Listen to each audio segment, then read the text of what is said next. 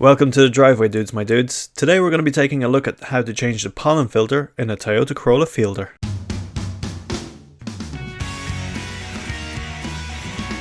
The pollen filter in the Fielder is behind the glove box. Keep in mind that there's two glove boxes in the Fielder, so there's a top one and bottom one. So the pollen filter is behind the bottom glove box. Always be kind to your knees, you'll miss them when they're gone. So what I do is I take out the floor mats and kneel on that instead of kneeling on the ground. What we're going to do is we're going to take out the glove box.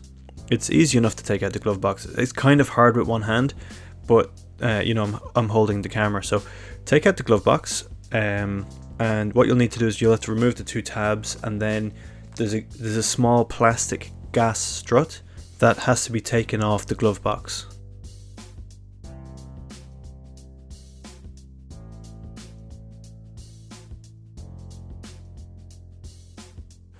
These are the little tabs that I'm having trouble with, working with one hand, and also the place where the gas strut attaches to. Once you have the glove box out, it's just a case of moving it out of your way while you're working. Now we can see the housing carrying the pollen filter, and we've got loads of access.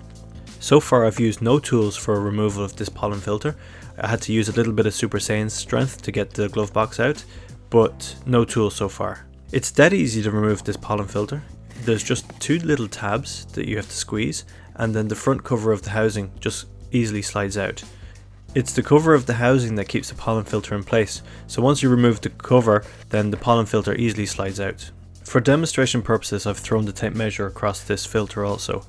What I can see here is either 213 or 214 millimeters by 200 millimeters.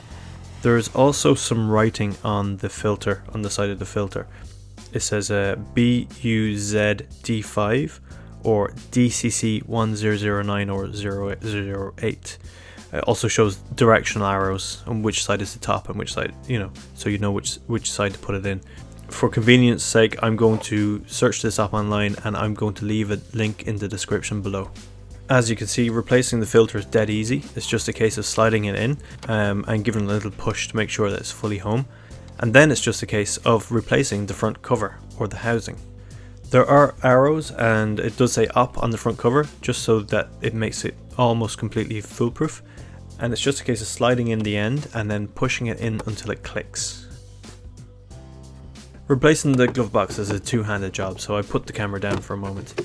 So first of all, the bottom has a hinge system, so that has to be hooked over first, and then you can move over to the gas strut. Once the gas strut is in place and is fitted again, then it's just a case of closing the glove box, and this will push the tabs into place, so the tabs will go behind where they hook. Then it's just a case of putting in your floor mat and you're good to go. Well dudes, I hope this was useful to you. If it was, make sure you give us a thumbs up, and if you're not already, please subscribe. It's absolutely free. It won't cost you a single penny, but it will help support the channel so that we can continue to provide valuable content like this. Well, thanks very much and have a great day.